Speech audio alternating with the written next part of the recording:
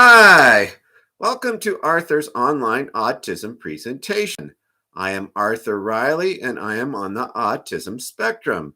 Today, my topic will be a man with autism, such as me, sharing his perspectives on cruises. And I feel very blessed to have several opportunities to go on cruises throughout my lifetime. First, I will share all the cruises I went on and where I went. My very first cruise was to Mexico at age 11 with my mom and my aunt. A 6-night cruise leaving Los Angeles. At the end, got off at Acapulco, spent 3 nights, and flew back. My second cruise at age 13 was 2-week Canada, Alaska, leaving San Francisco. My third one, age 14, 1-week Caribbean cruise, leaving Miami. Many years later, my fourth one was at age 38, 1-week Mexican Riviera cruise, leaving Los Angeles. Fifth cruise, about a couple years later, at age 40, 1-week Western Caribbean, leaving New Orleans. And my sixth and seventh cruises were to Hawaii, ages 53, 54. 15-nighter leaving San Francisco. And I'll tell you, I would not trade any of these experiences for anything in the world. Now I will go into more detail about my first 3 cruises when autism was not well known, ages 11 to 14. At age 11, during my first cruise, again, my mom and my aunt, leaving Los Angeles, 6-nighter to Mexico. Got off at Acapulco, spent 3 nights, and flew back. And I got along very well without any accommodations being made for autism. However, it does not necessarily mean that nobody noticed any of my remaining autistic traits. Chances are there were some people that noticed, but nothing was said. It goes back to that concept we were all taught. Bite your tongue, right? Couple reasons why no accommodations were made for autism. First of all, autism was not well known like it is today. Second of all, Mom and I worked very hard to help me correct inappropriate behaviors, especially the ones which drew unwanted attention. Plus, I was very fortunate not to have sensory overload, not a picky eater, no fear of water, the icing on the cake for going on cruises. I never got seasick. So the next day, the night after we boarded the ship, we got to play bingo. I remember it was $1 a card. And we played several games, but the last game was blackout.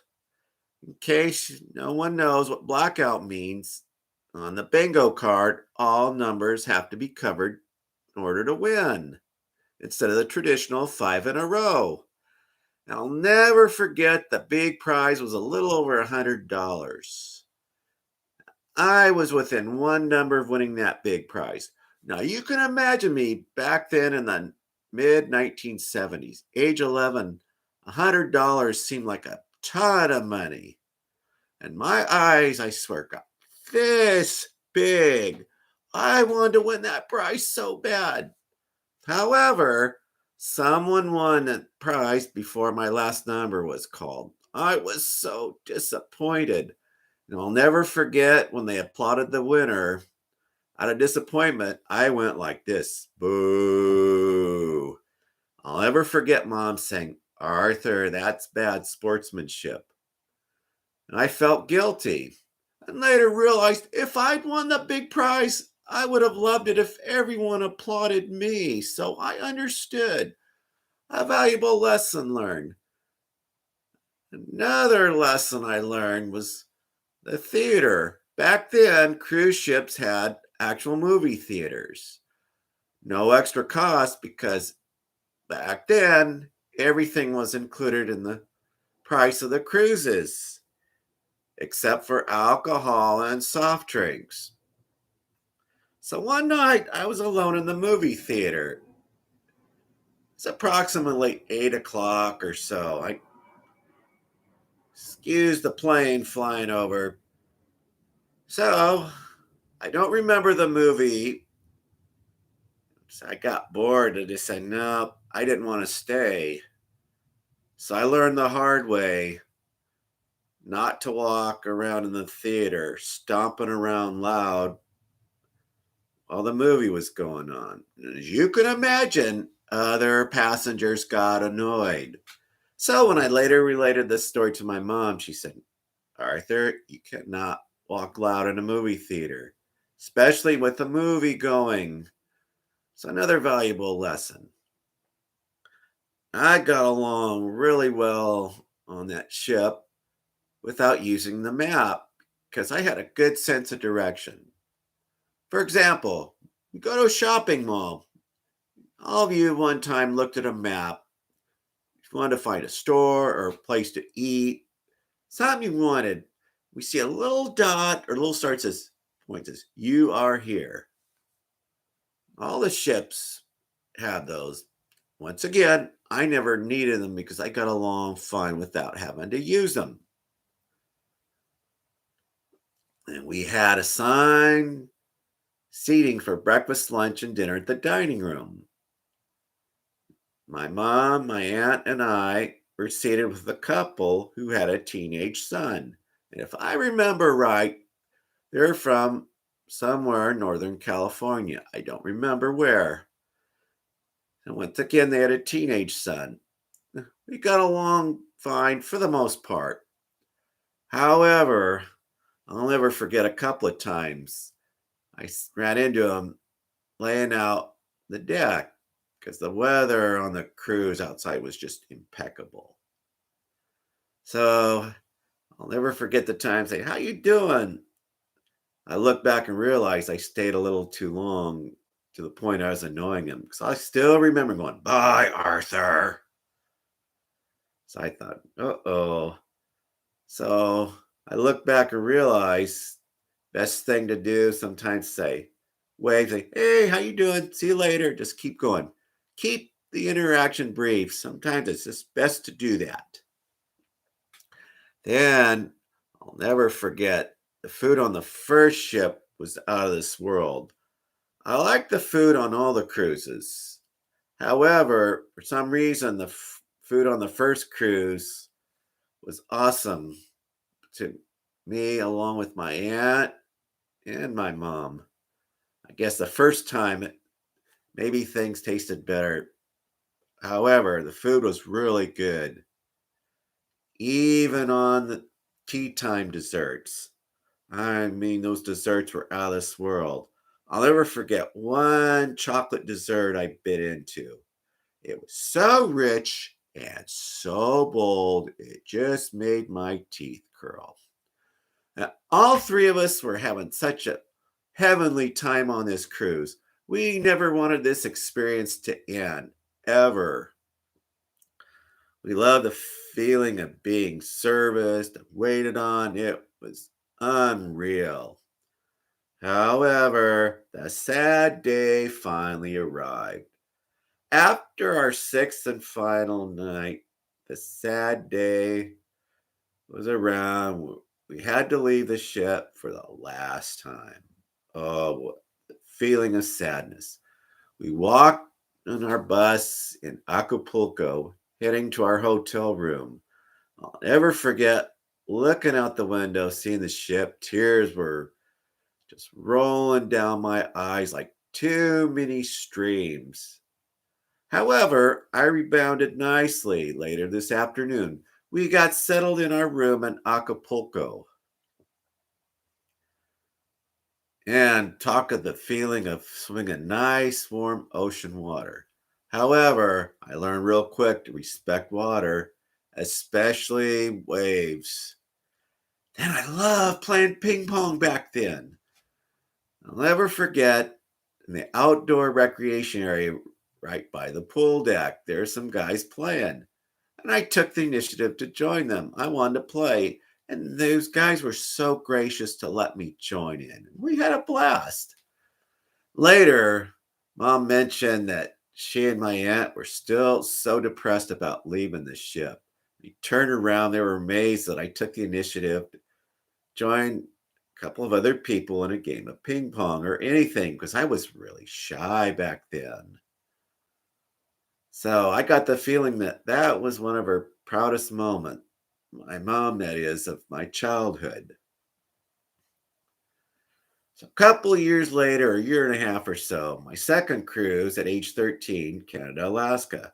I got along very well without any accommodations being made for autism. In fact, I made a few friends. So I had a blast on that as well. The third cruise, again, was Caribbean, the ship leaving Miami. One thing I will never forget growing up in California and the excitement of going on the East Coast for the first time. On that ship, oh, another wonderful time. Made some new friends. But the highlight for me on that cruise was a ping pong tournament. Since I loved to play back then, I jumped on that opportunity as first when it came available. I was so happy I got signed in. In case no one has ever played ping pong, the winner plays up to 21. You got to win by 2 points. However, with this tournament, there were so many participants that could only play to six, which was fine. And I remember winning the first round. However, the second round, I was paired up against an older gentleman who had this big ego. He was good. I'd say it was at least 20 something years older than I was. He was a type that gave the impression that he thought he was wonderful. So when I got paired up against him, my mother was not happy. She thought that was unfair. I bet she wouldn't have blamed me one bit if I decided to concede. I said, "Oh no, I'm going to play him. If he beat me 6-0 right off the bat, so be it." So I decided to give it a college try. Good thing I did. In the beginning, this gentleman decided to take it easy on me, and it backfired on him. I picked up 2 quick points, and sure enough, he realized he was in competition. I ended up winning, and everyone applauded. In fact, I could still hear the applause to this day. Well, despite the fact that I lost the next round 6-1, did not dampen my spirit. And even though I did not win the tournament, I was still awarded a trophy. I was just pleasantly surprised. And they said for good showing. I thought, it still puzzled me. However, I was grateful to have it and cherish it to this day. However, I later looked back and realized I truly believe that I was awarded that trophy on emotion due to the fact that I beat the gentleman with a big ego. However, one thing I remembered, as soon as I beat this gentleman, his attitude changed. He turned into a nicer guy, humbled him. So I got to give him credit in that respect. However, I later looked back and realized the big moral victory for me was being on the autism spectrum and having the opportunity to participate in any kind of competitive sports. Again, that is priceless, even more priceless to me than the trophy that I was awarded. Once again, I made some really good friends on that cruise. For me, the beauty of it all was I never mentioned a word about my background with autism to anyone because I believe nobody needed to know. In other words, I do not believe in telling people who do not need to know. And looking back, I feel proud of the fact that I got along on the first 3 cruises during my early years without accommodations being made for autism.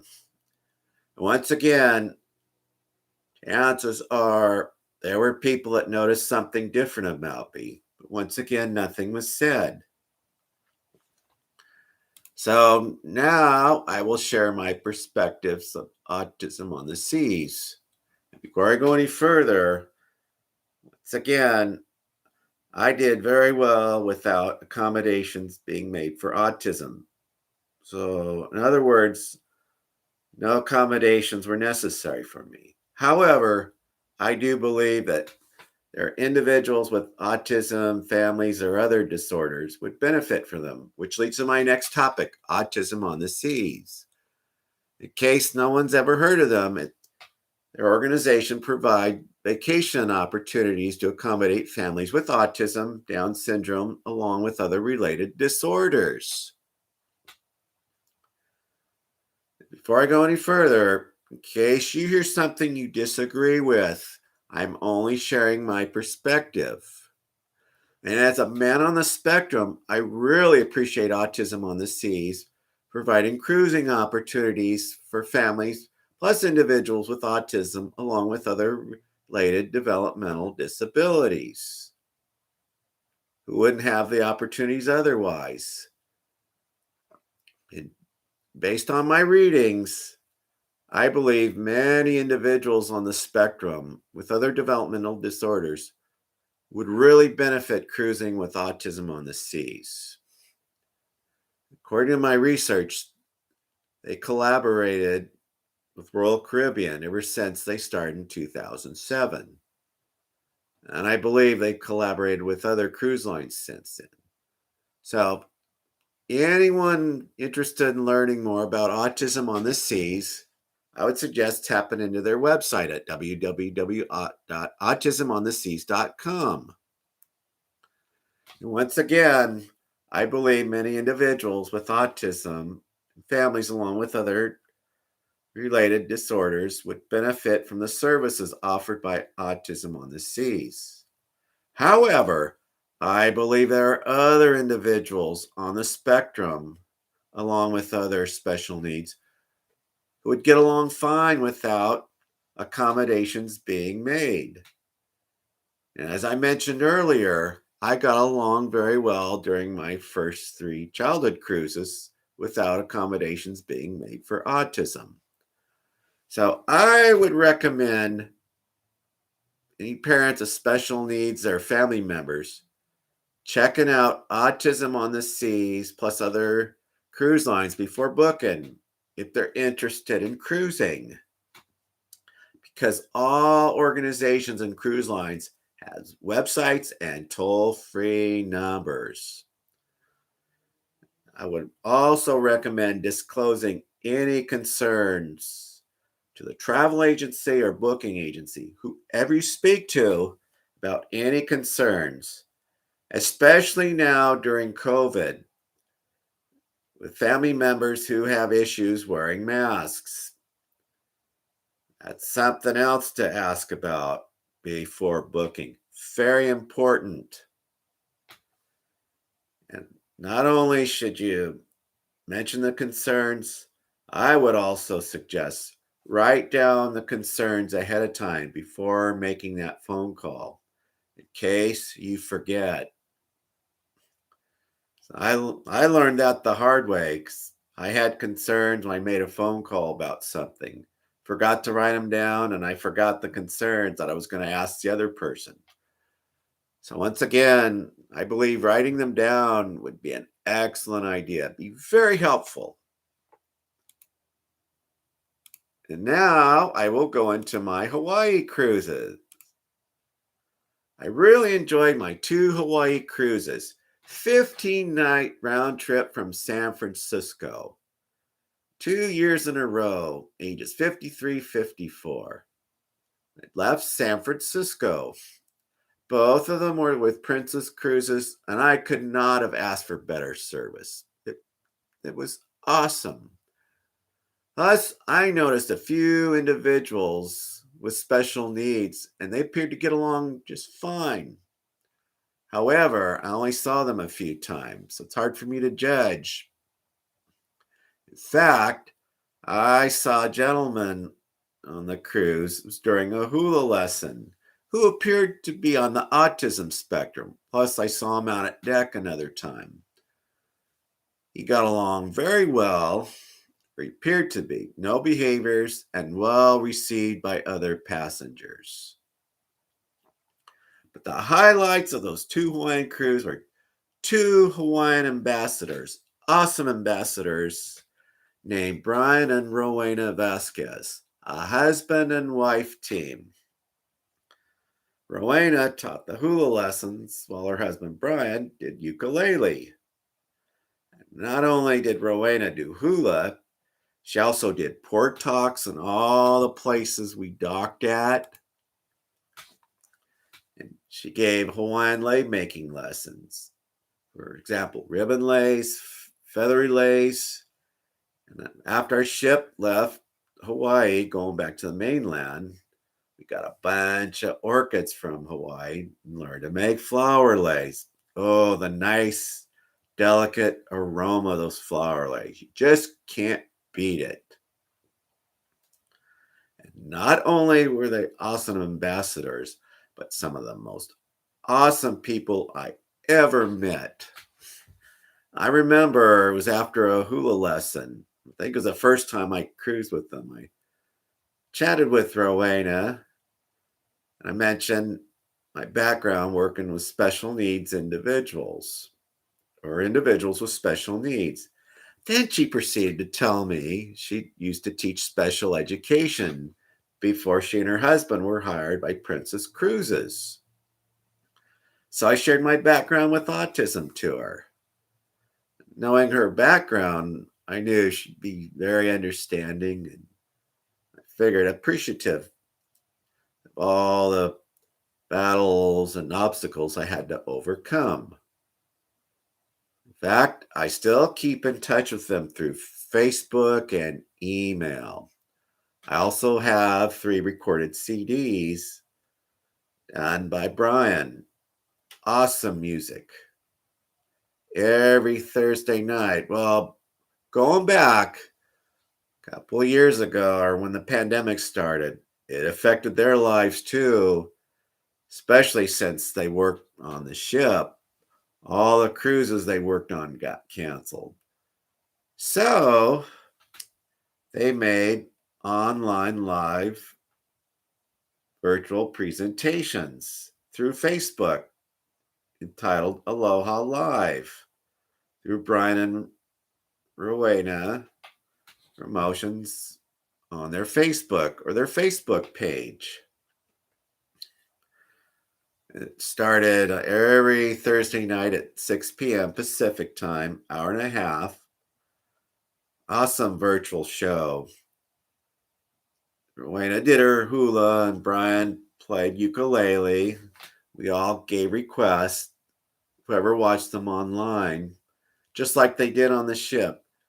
They really enjoyed their online performances. However, they really missed being on the ship. They're so anxious to go out in the ocean, and I hope and pray they go out soon. So, they had this show every Thursday night until recently. Well, one of their trades is flipping houses, if I understood correctly. So they had to cancel their live show to work on some projects. And I totally understood. And once again, I missed their online shows.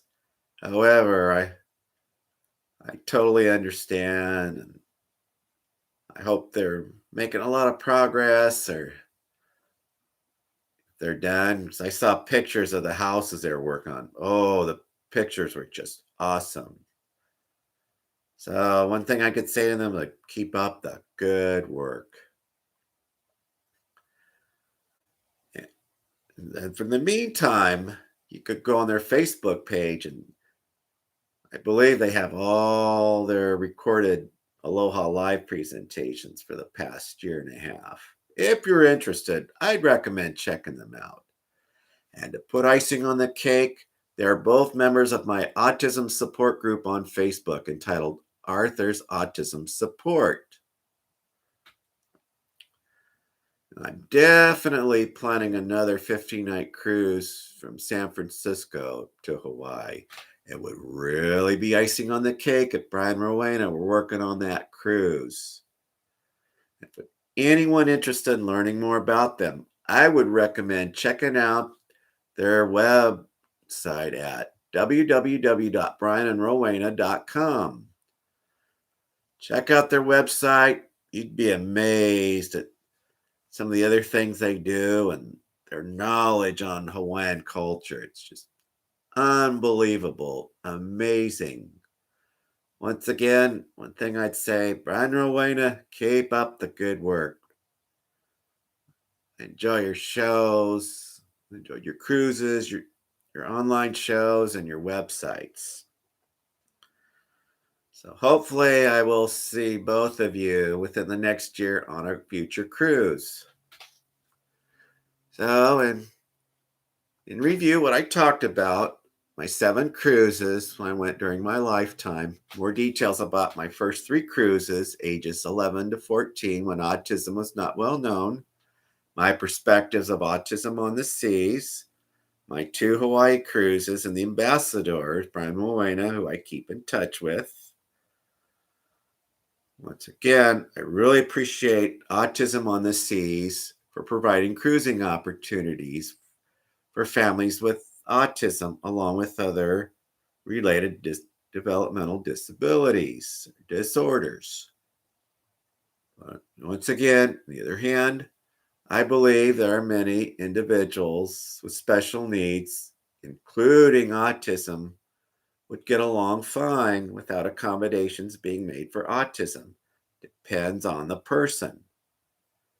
And with the current situation of COVID, I would strongly recommend if you want to go on a cruise, use precautions. Follow the COVID protocols. Check to see the restrictions.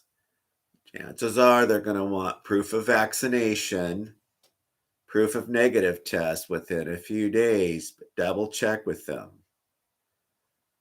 For any members who have mask wearing issues, very, very important to check into that before making arrangements or reservations. So I plan to wait a while until I go on a cruise. However, for the ones who plan to cruise in the near future, I'm going to say if you do it, have a wonderful time, but please stay safe. Be careful for your own safety. Please come back healthy. Well, I want to thank everyone for taking the time to view the video. 2 favors. If you like what you heard, please click like and the subscribe button. My next presentation will be a man with autism, such as me, sharing his perspectives on educational inclusions. I will see you then. Have a great day.